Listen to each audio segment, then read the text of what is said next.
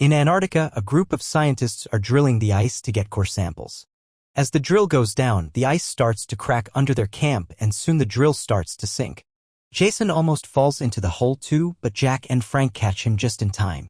Then Jack risks jumping over the crack to retrieve the samples, and when he jumps back, the ice breaks under his feet and he falls. Thankfully, he manages to use an axe to hold on and his friends bring him back up to watch how the entire ice shelf is breaking. Sometime later, Jack attends the UN conference on global warming in New Delhi to tell all the world leaders that the Earth will go through a new ice age, which will freeze everything on the planet. When the politicians ask how much time is left, Jack explains that it may take some centuries, but if they don't stop using fossil fuels soon, their grandchildren will face the consequences. Unfortunately, the politicians point out this would cost lots of money and call Jack's speech sensationalist claims. Outside the building, people are protesting against climate change and a reporter comments on the snow, which never happened in this area before and is sending the city into chaos. After the conference, Jack meets Terry, who works for the National Oceanic and Atmospheric Administration. Terry agrees with Jack's points and they leave together to share theories. A few days later, at Terry's monitoring station in Scotland, an employee notices that a buoy is showing a huge temperature drop, but his coworker just thinks a strong wave must have knocked it about. When Terry comes back, they don't tell him about it. In Japan, it seems to be a normal rainy day when suddenly huge hailstones start falling from the sky, destroying vehicles and buildings and even killing a few people. In the USA, reports about Hurricane Noelani have taken weather experts by surprise. This is the strongest hurricane ever recorded and is killing hundreds of people. At the International Space Station, the astronauts are shocked to notice unusual gigantic storms forming in the Earth's sky. Meanwhile, Jack's son Sam is flying to New York with his friend Brian and his crush Laura. Sam is afraid of flying and he only gets even more nervous when the plane enters the huge storm, which causes it to shake. Suddenly, the pilot announces they'll go through some turbulence, so everyone fastens their seatbelts and holds tight as the shaking gets worse and bags begin falling all over the corridor. Thankfully, it doesn't last long and Sam realizes he's holding Laura's hand, so he has to let go. When they make it to New York, they're surprised to see a large group of birds flying west, almost as if they were escaping from something. In fact, animals in farms and zoos are also behaving strangely, as if they were afraid. Sam and his friends go to the competition and do quite well, but Sam can't help noticing that a boy from another school called JD keeps on flirting with Laura. Later in the monitoring station, Terry finally notices the buoy registering the drop in ocean temperature. The employee tells him what he saw the other day, but they soon discover multiple buoys are sending the same report, meaning it's not a malfunction. Terry decides to call Jack and tell him his theory is occurring at a great speed, which hasn't happened since the last ice age 10,000 years ago. The only forecast model capable of plotting this scenario is Jack's. While newscasts inform that Hurricane Noelani is getting worse and the Coast Guard closed the beaches, a technician in a weather monitoring center in California is getting busy with his girlfriend instead of working. She suddenly hears a noise and gets scared, but it turns out to be the janitor. At that moment, the phone rings and the technician gets a distress call from a reporter in LA who reveals that it's raining hailstones the size of golf balls. The technician checks the TV and learns that a tornado is starting to form in LA, so he calls his boss to warn him. The man goes outside and discovers the tornado is bigger than average. Back to Jack, he and his coworkers watch the reports of the news helicopters, which are filming how several tornadoes are forming very quickly around LA and destroying everything in their path. People panic and try to get away, but even large vehicles are blown away and soon buildings start to crumble too. The Weather Monitoring Center is also hit and barely gets to stand on the ruins afterward. Soon the president orders the suspension of all air traffic, but 2 planes don't get back in time and crash in the Midwest. An emergency meeting is conducted at the Office of Global Change in Washington, D.C., and they share reports of strange and violent weather from all over the world. Thanks to Terry's confirmation, Jack can explain that this is happening because of the North Atlantic currents, which are affected by the polar ice that is melting due to global warming. He also mentions that it just started and it'll only get worse soon. However, a climate shift is still a theory, so Jack's boss gives him 48 hours to find proof to send to the government. With the help of Frank, Jason, and NASA's meteorologist Janet, Jack begins working hard on writing a good report to the point that he doesn't sleep for 24 hours. When he finally takes a break, his team manages to finish some calculations and they discover there are only 6 to 8 weeks before a new ice age hits the Earth. The next day, Jack gets a call from Sam, who explains he's stuck in New York because the not-stopping rain is flooding the city and has caused many closures. After he hangs up, he discovers that JD is offering his group to stay in his fancy apartment. While the bad weather still hasn't reached DC, people are already panicking and raiding the supermarkets. Jack gets to meet with the vice president and tells him the situation is critical so they should start evacuating, but the vice president ignores him. Meanwhile, in Northern Europe, it has been snowing at a crazy speed for the last 24 hours with no sign of stopping. A search and rescue team is sent to retrieve the royal family, but the helicopters have zero visibility and end up flying in the eye of the storm. Soon the chopper's instruments and blades start freezing, causing them to fall and crash. Only one pilot manages to survive, but as soon as he peeks outside, he is frozen to death. Terry hears of this incident and sends confidential data to Jack because he has a more powerful computer to analyze it. This is how they discover a hurricane forming over land, which isn't supposed to happen. In New York, it's already been raining for 3 days and all trains have been suspended and the water is now pouring out of street manholes. In Canada, the ocean rose by 25 feet in seconds and has caused terrible storms too. In fact, there are reports of a tropical hurricane. Sam and his friends see these reports on TV right before the power goes out, and JD announces he wants to go pick up his brother, so he offers to give the group a ride too. When they leave the building, they see that the city is in absolute chaos and the flood is rising. To make matters worse, employees in the local zoo discover the wolves have escaped. Many people are rushing to hide in the National Library, although a homeless man isn't allowed inside because of his dog. Vehicles can't move anymore because of the water, and many people get stuck inside their cars. Sam's group begins running toward the library too, but Laura stays back to help a family in a car, getting her leg injured in the process.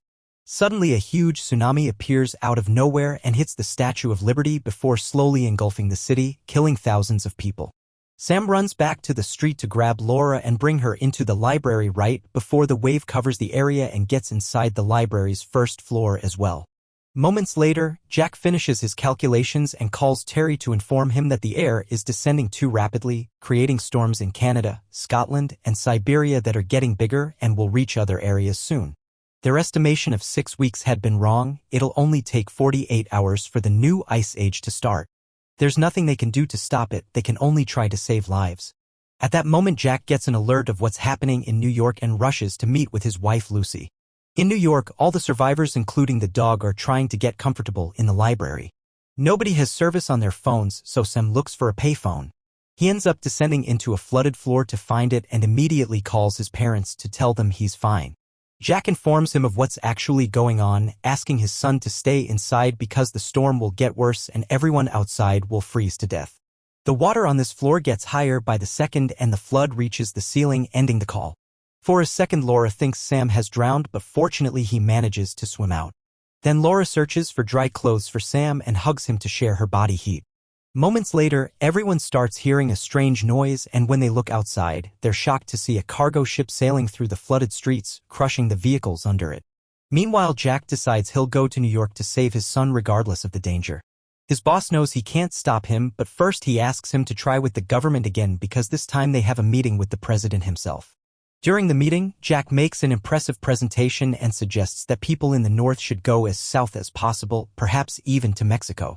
The vice president again disapproves of everything Jack says, but this time he's quickly scolded by the president's team for not having paid attention to this when he should have. To make the plan easier, Jack writes a line on the USA map of all the people that can still be evacuated and explains that sadly it's too late for those far away because anyone entering that area will freeze. After Jack leaves, the vice president tries to protest against evacuation again, but the president ignores him and approves Jack's plan. Back in Terry's station, the building loses power and the team decides to drink because they don't think they'll be rescued. In New York, the library is out of power too. The homeless man notices the flood has frozen and people are using the chance to walk on the ice to head south, so the survivors in the library start getting ready to do the same. Sam tries to stop them by informing them of what Jack said, but most people ignore him and they leave anyway. Only a small group stays behind, and because the temperature is falling so fast, they have no choice but to start burning books to warm the place up. They also break the vending machines to get access to some food and use the carpets as blankets. Outside the city, people are suffering from the cold and regret having left the library. Some of them are starting to die as well. In the meantime, Mexico closes its borders because it can't handle any more American refugees. All the roads are stuck in a traffic jam, so the people start crossing the river to reach Mexico as illegal immigrants. A few hours later, the traffic finally starts moving again because the American president has reached a deal. He'll forgive all Latin American debt in exchange for opening the borders. In a hospital in D.C., Lucy is reading to one of her patients when she gets some bad news. People panicked and escaped, so there are no ambulances left. A coworker says there's a policeman with a snowplow that can help, but the patient can't be moved in anything but an ambulance. Lucy tells her coworker to leave while she stays with the child to wait for proper help. Back to Jack, he's surprised to get help from Frank and Jason to go rescue Sam. Using the science equipment made for Antarctica, they cross the frozen lands in their truck, but eventually the vehicle hits a roadblock. Now they have no choice but to continue on foot using the snowshoes and staying connected with a rope. They manage to walk consistently for a few hours, but they don't know what they're stepping on because of the snow, and at one point they walk on top of a building. The glass breaks and Frank immediately falls in, dragging the others down with him. Jack manages to stop the fall with his axe again, but the glass under him is starting to crack as well. First, Frank cuts the end of the rope to release their main supplies bag, but this isn't enough, so Frank cuts his rope as well. His friends yell for him as Frank falls to his death. Afterward, Jack and Jason put up a tent to spend the night. In the hospital, an ambulance finally arrives to pick up Lucy and the patient. At the White House, the president is also evacuated, but moments later, the vice president receives news that the president got caught in the storm and didn't make it. In the International Space Station, the astronauts see how a huge cloud is covering the planet and take some images to send to Janet. As soon as she sees them, she predicts that the Canadian storm will hit New York in an hour. At the library, Laura can't sleep, so Sam chats to her, finally admitting his feelings. Laura responds by kissing him.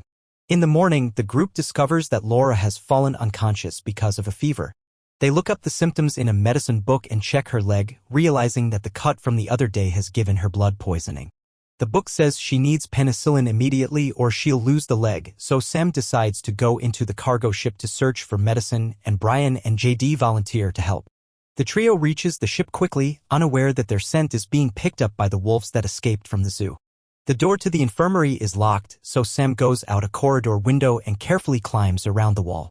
He breaks the infirmary window and comes inside, where he opens the door to his friends and Brian finds the penicillin. Sam wants to go back immediately, but Brian and JD point out they should get food as well. While they're in the kitchen, the trio is suddenly found by the wolves, who start chasing them through the ship. A wolf manages to bite Jason's leg, so Sam hits it on the head until it lets go of his friend and they close the door behind them. At that moment, the eye of the storm finally covers New York. Sam notices this and makes a plan. He'll lure the wolves out of the room so his friends can lock the door. Then Sam crosses the wall outside to reuse the window, but he accidentally steps on broken glass and gets the wolves' attention sooner than planned. He quickly begins running, and after a few turns, he manages to lure them into a corridor and lock the door. The wolves go to the other end of the corridor to try to reach the kitchen, but Brian and JD have already locked that door too, and now they're collecting supplies. They put all the stuff in a wounded JD on a boat and drag it out of the ship at the same time that the buildings around them start freezing and falling. Brian and Sam have to pick JD up and run into the library, where they enter the warm room right before the rest of the building freezes. The group immediately works on making the fire stronger. On the frozen landscape, Jack and Jason keep moving, but eventually Jason collapses due to exhaustion and Jack has to drag him through the snow. When he discovers the eye of the storm, he immediately begins digging in the snow and finds an open vent through which he throws Jason and himself right before this area freezes too. A few hours later, Jason wakes up to find the tent up and a few fires going on. As soon as Jack sees him, he wants to keep going, not hearing Jason's idea to wait because Jack thinks Sam may not survive for long. As Jack and Jason walk through the storm, they keep encountering frozen bodies everywhere. They only stop to sleep in the tent during the night, and Jack comments that humanity survived an ice age, but if they aren't more careful from now on, they won't survive this one. Sometime later, the International Space Station notices that the storm is dissipating in Europe and they finally get to see land again. At the same time, Jack gets out of the tent and sees that the skies have cleared. It's easier for him and Jason to walk now, and they soon reach New York, finding the Statue of Liberty completely frozen and a bunch of ships stuck in the ice. When the GPS indicates they're standing on top of the library, Jack is devastated to realize his son may have been buried by the snow. Refusing to give up, the duo manages to find an opening in the snow and enter the building through a window. As they look around, they start to lose hope, but eventually they see light under a door and open it to find the group alive and well. Even Laura is feeling better. Sam and Jack quickly reunite with a warm hug. Sometime later in Mexico, the vice president has taken over as the new president, and after hearing about the survivors in the library, he announces on TV that he was wrong and that he will be initiating a major rescue operation to retrieve people stuck in the northern states. Soon the helicopters reach New York and take the group away, including the dog. They also found many survivors in the other buildings. In the International Space Station, the astronauts watch the Earth and notice that it is the clearest air they've ever seen.